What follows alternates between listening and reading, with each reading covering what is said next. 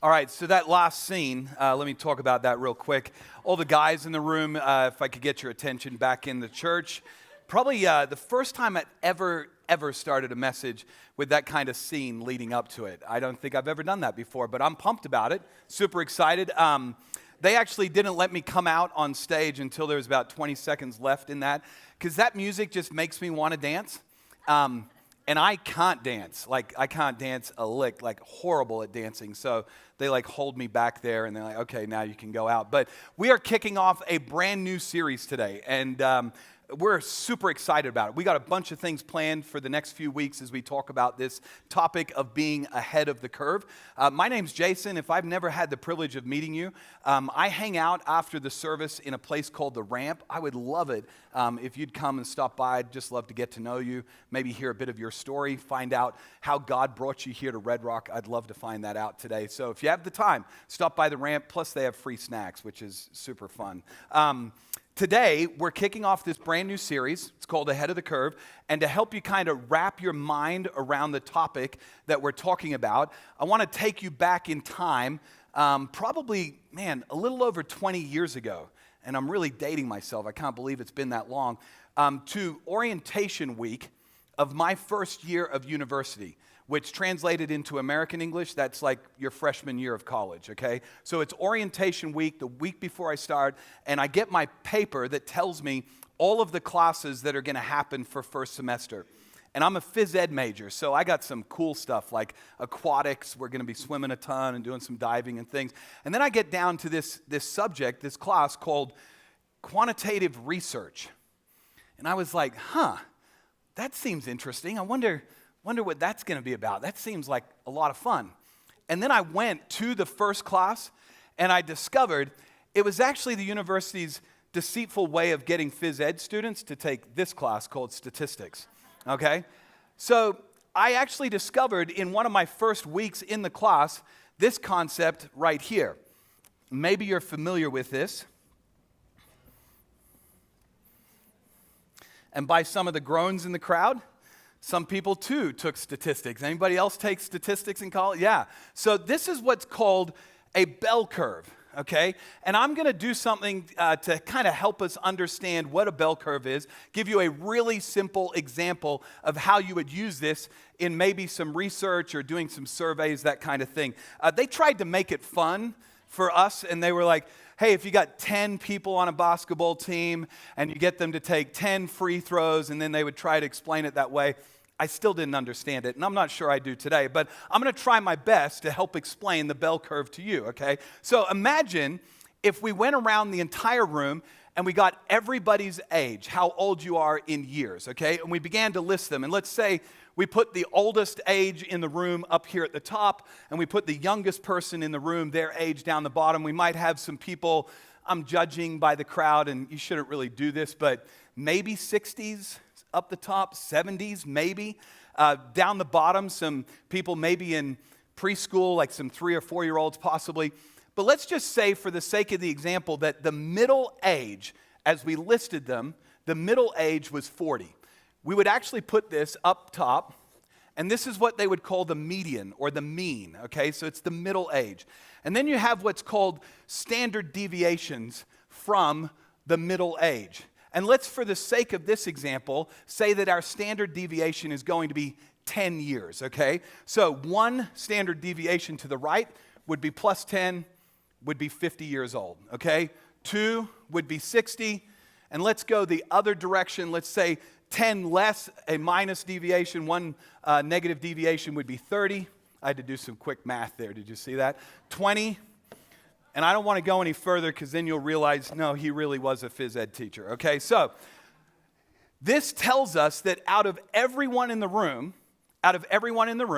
one standard deviation from the mean or the median, almost 70%, more than 2/3 of the room, are going to be between the age of 30 and 50. When you go out 2 standard deviations, okay, 95% of the people on the surveys that you might do are going to fall just 2 deviations from the middle, okay, plus or minus. So that means 95% of our room are between the age of 20 and 60. And you can use these kinds of principles, you can use these statistical concepts on any sort of research and survey that you're doing. And you can find out how that 2/3 of a survey are between these two deviations, or you can find out, 95% of this room is between these ages, statistically speaking. What this does for us, and before I kind of explain the whole purpose of this, how many people have a better understanding of a bell curve now? Raise your hand if you have Wow, a few of you. I think it actually says more about the teacher than the students, that not more people raise their hand, let's be honest. I think that I didn't probably do a great job of explaining it. But here's what I learned, is that this helps to understand the averages of whatever it is that you're studying. So the averages of the ages of the people in this room are going to be between 20 and 60, and there's going to be some outliers that are outside of those age groups. But what's true is that averages are indicators of what is most true of most of us in the room. So an average is an indicator, I should say, of what is most true of most of us. That's why when you're watching television, you're amazed at how the television knows exactly what it is that you would like to be shopping for. Because marketers do a ton of research. They understand that most of the people watching that particular show are most interested in this type of product. And so that's how they advertise on those shows. These are incredibly helpful concepts in a lot of different places, including church. Because here's what I know to be true. I think of every single person in the room this morning, almost every person in the room. I don't think any of us woke up this morning, got out of bed and said to ourselves, man, I hope to be incredibly average today. I don't think anyone showed up here this morning thinking to themselves, man, I really hope that I can live an average life. Or I don't think any of you think of your families or maybe the place that you work at and think to yourself, man, I really hope that we can be average. I've never once asked a guy to describe his family, and I've never once heard him say, man, my wife, she is just so average. I've never once asked a guy to describe his kids, and he responded with, yeah, my kids, they're incredibly average. Not once, because none of us want to be average, and none of us think of ourselves as being average people. In fact, when you talk to somebody about their kids and sports, all of a sudden, their kid is not average. In fact, their kid is on its way to being a professional, whatever it is. They may be 4 years old, but they're the best soccer player in Colorado Springs. I hate to break it to you, but averages tell us what is most true about most of us. And what is most true about soccer players or basketball players or whatever, when you get to high school, and if your child is playing high school basketball, baseball, football, soccer, whatever it is, they have less than a 1% chance of going on to play Division I college, whatever it is they play. And they have less than 1% chance once they get there, if they ever do, of actually going on and playing that professional sport. Because averages tell us what is true or most true about most of us, and that's what averages are for. And none of us, I don't think, want to live an average life. But there may be somebody in the room this morning, and you're thinking to yourself, well, Jason, I have traveled around the world, and I have seen what average looks like in other countries of the world. And to be honest, I don't mind being an average American, because it's far better than average whatever place you've traveled to in the world. Maybe you haven't even been outside the United States, and I'm not going to pick on any particular state, but maybe you've traveled to some other states, and you've said to yourself, being an average Coloradan is a pretty good gig. Like, I don't want to be an average whatever state, and I don't want to pick on any specific states, but you're thinking to yourself, average Coloradan, average American, that's not that bad. But when you look a little bit deeper into the average lifestyle of an American, it's pretty alarming, some of the things you'll find. Like, for instance, the average American spends 103% of their income. You don't even have to understand any of this to know that that doesn't work very long. Okay? Doesn't matter if you don't understand the bell curve. We all kind of know 103%, that's not going to last very long. Which is why the average American has $16,000 plus in credit card debt. The average American is also 23 pounds over their ideal weight. I tell my wife all the time, I'm just one bad illness away from my ideal weight, okay? The average American, this is kind of a tough one. Don't point at anybody, don't nudge anybody, don't look across the room if this applies to you. But the average American hates their job because of their boss. Not just doesn't like, but absolutely dislikes their job because of their boss. I thought I might save these next two for like Father's Day, but I thought it might be a little too pushy. So I'm going to go ahead and get them out of the way now at the beginning of the series. Dads, the average American dad spends up to 28 hours a week, or an average of 28 hours a week, engaged in leisure and entertainment. Wowzer. I didn't even know we had that much time on our hands. I mean, think about it. That's like multiple golf games, a lot of movies to watch, surfing the internet a ton. That's a lot of time, the average American dad. In contrast to that, the average American dad only spends about 7 hours a week engaged with their kids. Wowzer. Maybe being the average American is not something to aspire to after all. The list goes on. It gets a little worse. The average American, the more we make, the less we give percentage-wise. And that's not just a church survey thing. This is not church statistics. This is like just general statistics. That the more people make, the less generous they actually are to whatever charities that they give to. And we have some amazing, amazing organizations right here in Colorado Springs that serve the needs of the community and serve the needs of the people in our city, and they depend on our generosity to operate and to serve. And yet, the average American, the more we make, the less generous we really are. Now, to get you off the hook a little bit, I'm going to go to some more humorous ones. The average American has about an 8-second attention span. So if you've kind of disappeared, come back.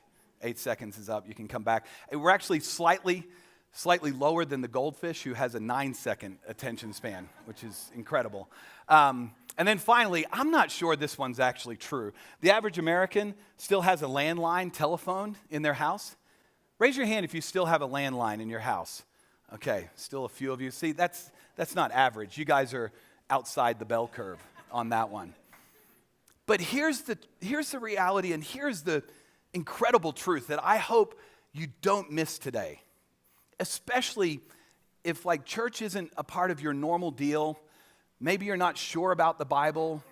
Maybe you're not sure if you believe in God or not. I hope you don't miss this. I don't think there's a person in this room that wants to live just an average life. Even if you're not a church person, Jesus follower, I don't think any of us in the room want to live just an average life. And here's the great news. Here's the awesome news. Even if you don't believe the Bible, even if you don't believe in God, even if you're not sure about Jesus, here's the great news. Jesus doesn't want you to live an average life either. In fact, this is the way Jesus described the kind of life that he wants you to live. He said it this way. The thief, talking about the devil or Satan, comes only to steal and kill and destroy. So think about whatever it is in your life that you think is really great. Maybe it's your kids. Maybe it's a relationship with your spouse. Maybe it is your job. Maybe it's the lifestyle that you get to lead. Jesus is saying that the devil, Satan, his main goal is to steal that, to destroy it, and to kill it.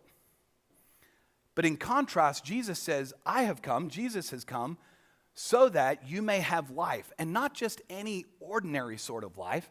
I've come so that you can have life to the full. Jesus is saying, I don't want you just to live an average kind of life over here. In fact, my desire is that you would live over here ahead of the curve. I want you to live an above average life. When it comes to whatever it is in your life that you see as great, Jesus wants it to be even greater. And before we dive into what we're going to talk about today and the behavior that Jesus describes that would help us live an above average life, I kind of want to get a gauge of how above average the audience is today. So I'm going to give you a quick test, all right? It's an ahead of the curve test. And here's how it's going to work. I'm going to give you a commonly used phrase, the first part of the phrase, and I want you to yell out the final part of the phrase, or I want you to finish the phrase. And here's how the test works. Immediately as I finish saying the first part of the phrase, I want you to complete the phrase out loud. If you pause and think about it, that's below average, all right? That's kind of the grade line. So as soon as I finish it, you have to say it out loud, and that tells us whether or not you pass the test. So here's the first one. I'll give you an easy phrase. Here it is. An eye for an eye and a... Okay, very, very good over here. You guys were right on it. That's awesome. An eye for an eye and a tooth for a tooth. All right, the second one. Somebody insults you. Somebody might say, turn the other. All right?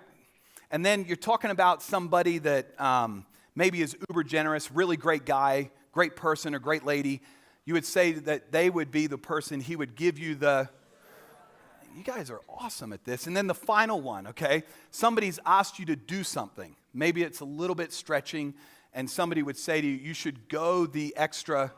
Awesome, okay. That actually doesn't say that you're above average, the fact that you could do that. That just kind of is the benchmark. That's average, okay? Now I want to know if there's anyone in the audience that knows where those statements came from. Anybody? The Bible, all right? We're in church. Average answer, that's good. You could say Bible. It's like, it's got to be Bible, surely. Jesus, there's another one. Good average answer on the front row. It's awesome. Bible, Jesus, God. You could use any of those, probably be right. But specifically, is there anyone that knows where it came from in the Bible? Where did Jesus say it? Anybody? The Gospels, yep, close. Well, actually, it was in the Gospels, but it was in the Sermon on the Mount. All right, very good. I wanted to give away this really cool "Because I Love You" journal to somebody, but unfortunately, I can't give it away because it wasn't above average. But it was from the Sermon on the Mount. And Matthew, one of the guys who recorded what Jesus did while he was here on the earth, and he also recorded much of what Jesus taught, puts together this sermon that's called the Sermon on the Mount. You can find the entire thing between Matthew chapter 5 and Matthew chapter 7. And some historians, some scholars debate as to whether Matthew wrote what Jesus said all in one setting, or if really it was a compilation of what Jesus said over his life and ministry. And he kind of packaged it together in one sermon. Because in some of the other recordings of what Jesus did and said, like Mark and Luke and John, the other Gospels, they actually have a lot of these teachings spread out over the life and ministry of Jesus. But whether you think it's a compilation or whether it was spread out over his whole life, none of the historians have any debate over the fact that Jesus was talking about the old Jewish law, and he was really taking the old Jewish law that his audience would have been very familiar with, and he was kind of raising the standard or raising the bar of what the law said. Throughout the beginning of this sermon, Jesus would oftentimes use phrase like this: you've heard it said before, or you've heard it taught, or maybe you've heard this saying. One time he said, you've heard it said that you shouldn't commit adultery. But I tell you, if you look at a woman lustfully, you've committed adultery in your heart. So Jesus, in the Sermon on the Mount, oftentimes talks about an old Jewish law, and then he kind of raises the standard above what the old Jewish law was, because his audience was very familiar with the law. As we look at this first behavior that Jesus is going to explain to us that allows us to have kind of an ahead-of-the-curve lifestyle or above-average living, Jesus begins with that common phrase he uses. He says it this way: you have heard that it was said, talking about the old Jewish law, it being the law, an eye for an eye and a tooth for a tooth. Jesus is referring to a specific law in the Jewish religion called the law of retaliation, which said that if somebody stole something from you, you had the legal right to go and steal something from them. And the law was actually established because people were retaliating far above what they had been hurt by or stolen from, far and above the thing that had been done to them. And so this law of retaliation said you can only go and retaliate to the extent of which you've been hurt. So if somebody steals a cow from you, you can go steal a cow from them. But you can't go and take a cow and 2 chickens. You can only take the cow. Or if somebody has taken your eye, then you legally can go and take their eye. The other thing that it was put in place for was many of these people, when they were hurt or wronged, would go and get their family together or their entire clan or their entire tribe, and they would go and retaliate against the person that wronged them. And this law was set in place not only to limit the retaliation, but to also limit who could be a part of the retaliation. And Jesus said to his audience that day, "You've heard about this law, an eye for an eye and a tooth for a tooth." But that's average living. That's what's expected. See, 95% of the population, if somebody stole a cow, they're going to go and take a cow from the person that stole from them. But Jesus takes it and lifts the bar. He raises the standard. He says, "I want so much more for you. I want you to experience life to the full. I want you to live ahead of the curve." So Jesus says, "But I tell you, do not resist an evil person." Another great way to translate that word resist would be the word retaliate. But don't retaliate against somebody that's evil. In fact, another translation says, don't repay evil for evil. Jesus is saying, I know that legally you can go and take the cow back from the person that stole your cow, but that's what average people do. I want you to live ahead of the curve. I want you not to repay evil for evil. Jesus goes on and he gives 4 practical examples of how this would play out in people's lives. The first one is very familiar to you. You just responded with the phrase a moment ago. He says, if anyone slaps you on the right cheek, turn to them the other cheek also. Now this verse, so many times has been taken out of context. It's been used, people have used it as an excuse for people to be violent, abusive, or bullying somebody else. But that's not what Jesus is talking about.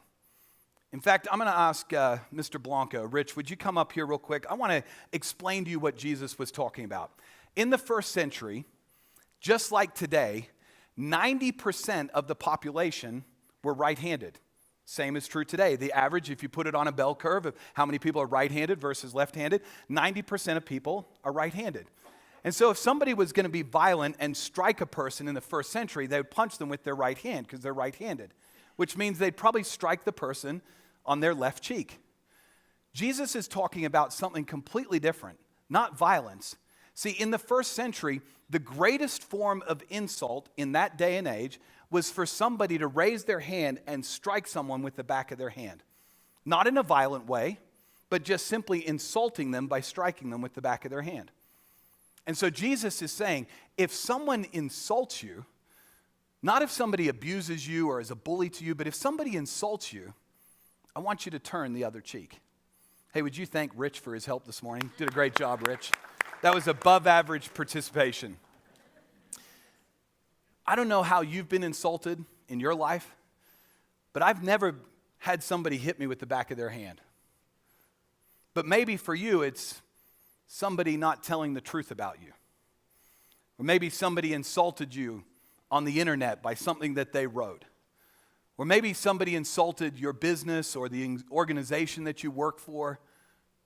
And Jesus is saying, hey, if somebody insults you, I want you to turn the other cheek. Jesus goes on, he gives another example. He says, and if anyone wants to sue you and take your shirt, hand over your coat as well.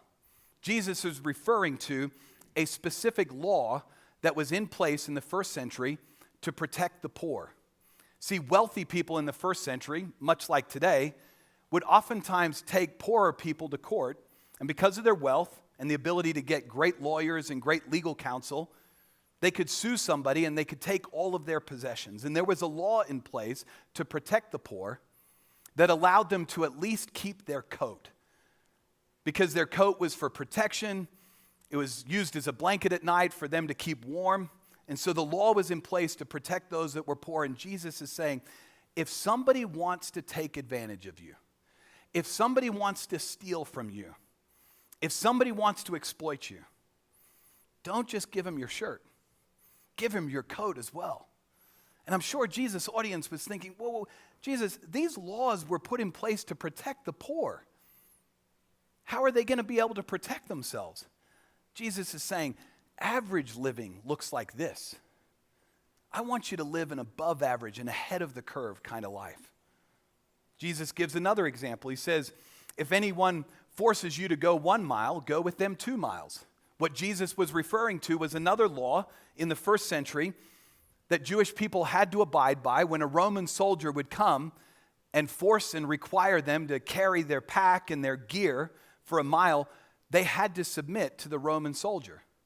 And so begrudgingly, they'd put on the pack and they'd pick up the person's gear, the soldier's gear, and they knew that 1 mile equaled 1,000 steps. So they would count out 1,000 steps as they're carrying all this gear. And the moment that they got to 1,000, they would drop the gear, they'd take off the backpack, and they wouldn't take it a step further. Jesus is like, that's such average living. 95% of you, 99.7% of you will only go 1,000 steps. But I want you to go the extra mile. I want you to live above average. I want you to live ahead of the curve. He gives another example. He says, give to the one who asks you, and do not turn away from the one who wants to borrow from you. Back in those days, there was a law of lending in the Jewish tradition where after a 7-year period of time, all loans were canceled. Not the life of the loan being 7 years, but the calendar 7 years. So in the 6th year, oftentimes wealthy people were approached to give somebody money. Somebody that was in need wanted to borrow money. And wealthy people would oftentimes deny the request because they knew that in less than a year, on the 7th year, the debt would be canceled. And so they would begin to be stingy and no longer be generous to the people that were in need because they knew that the year was coming to an end. The 7 years were coming to an end. Jesus is saying, that's such average living. Don't be like that. If somebody has a need and you're not even sure if they'll ever be able to repay it, give to those that are in need. Not give everything to those that are in need, but Jesus was saying, give to those that are in need. So, by way of review, here's what Jesus is saying about above average living. He's saying, turn the other cheek. Somebody insults you, turn the other cheek. Give the shirt off your back. Somebody wants to steal from you, give them the shirt off your back. Go the extra mile. Somebody asks you to do something, do more for them than they ask. And then finally, always help those that are in need. That's what Jesus is talking about. As I look at this list, let's be totally honest, this is an overwhelming list. When you think about it, somebody's taking advantage of you, this is how I'm supposed to respond. It's an overwhelming list. It's so difficult to accomplish all of that. So here's what I'd like you to do this morning. I'd like for you to not just think about this list, but rather answer this one simple question. What's expected of you? Think about the roles that you play in your life. What's expected of you as a spouse? What's expected of you as a boss or an employee? What's expected of you as a family member, as a student? I don't know what roles you play in your life, but consider for a moment what's expected of you. When I think of that word, expectation or what's expected of me, honestly, I get a little overwhelmed by it. When I think of what's expected of me as a pastor of a church, what's expected of me as a leader in the community, what's expected of me as a husband and as a father, there's a lot of expectations. And the word that comes to my mind when I think of expectation is weight and burden. That's what comes to my mind. What's expected of me seems like such an incredible weight because I've allowed other people to define what's expected of me.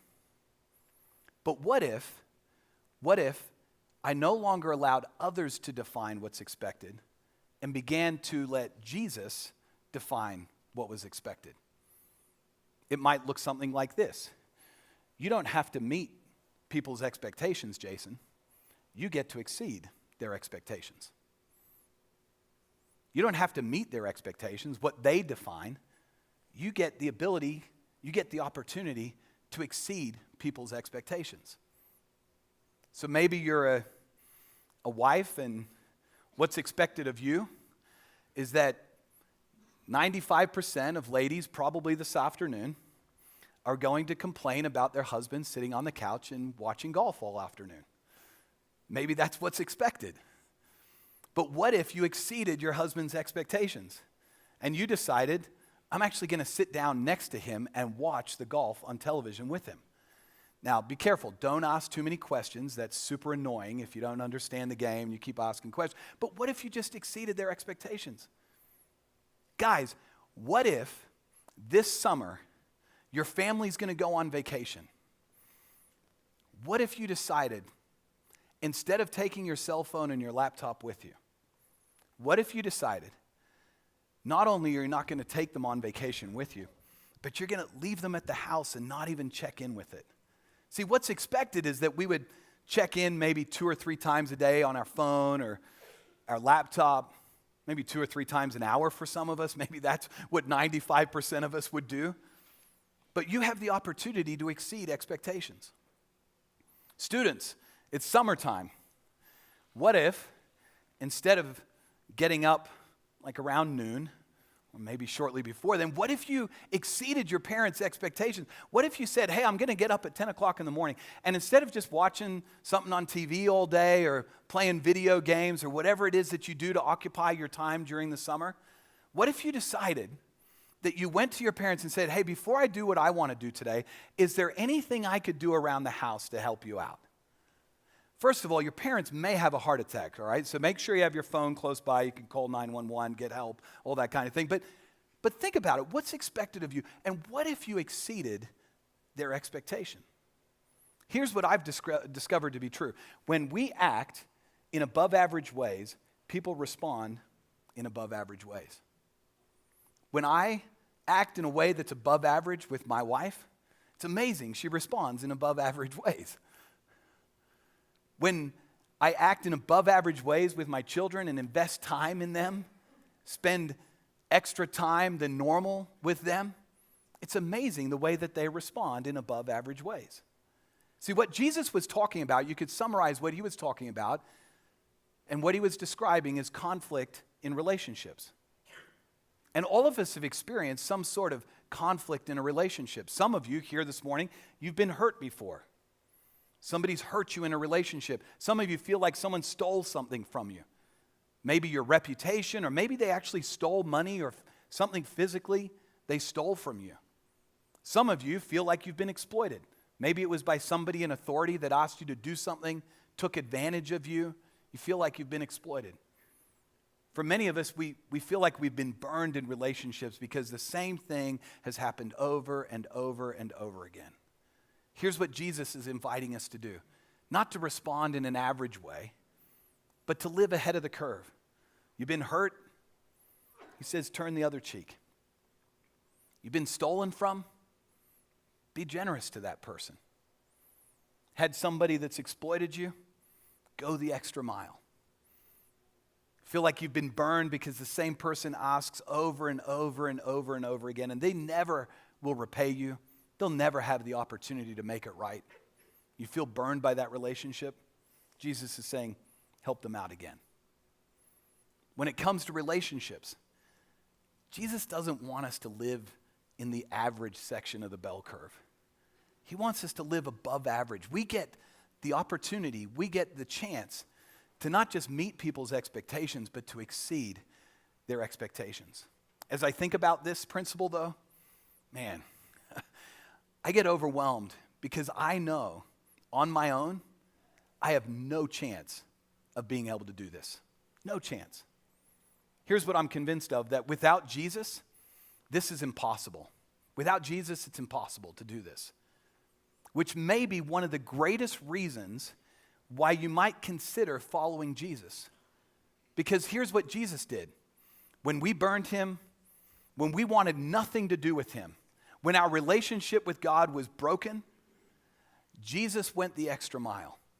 He left the comfort of heaven, came down into this world, He paid the penalty for our sins so that we could have our relationship with God that was in conflict, that was destroyed, that was broken, so that we could have that relationship restored.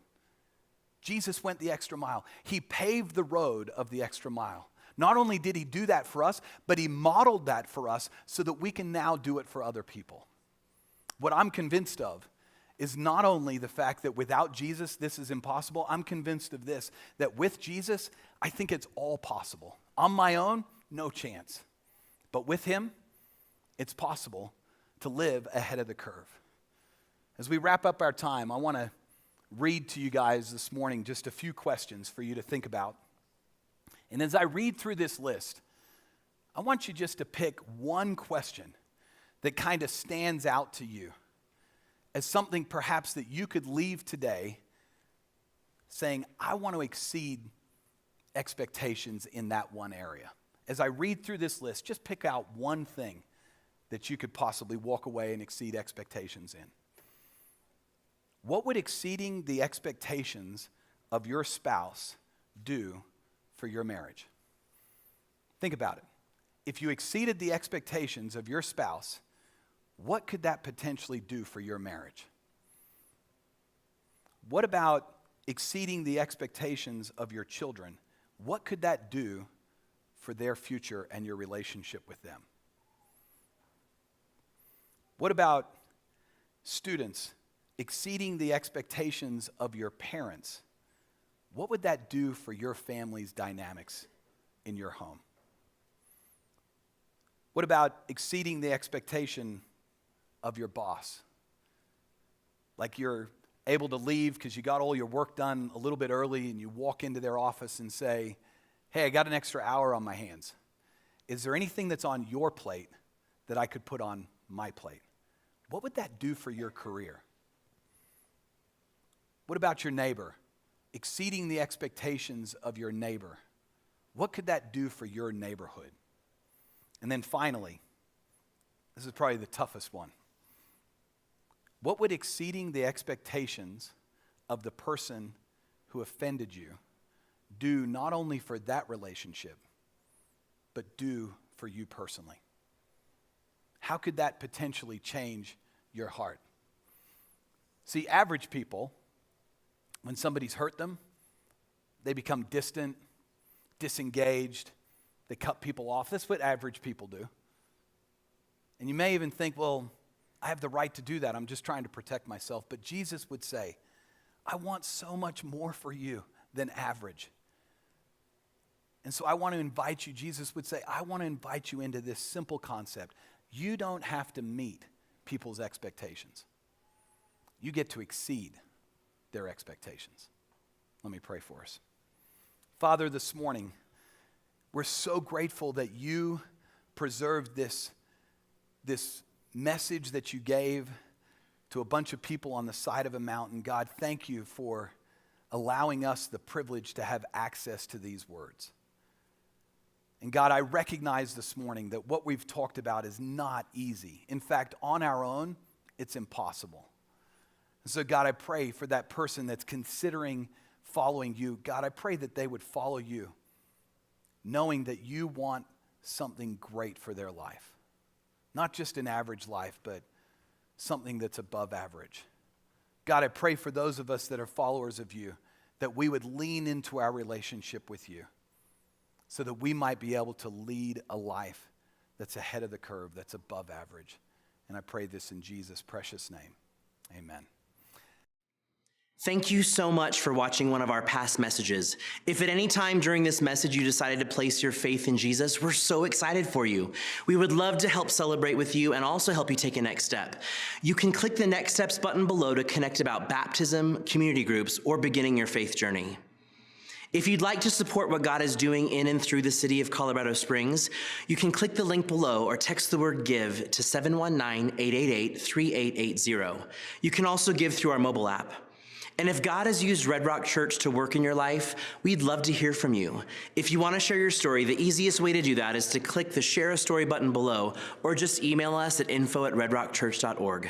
Thank you again for watching this message. We hope to see you in person at Red Rock Church very soon.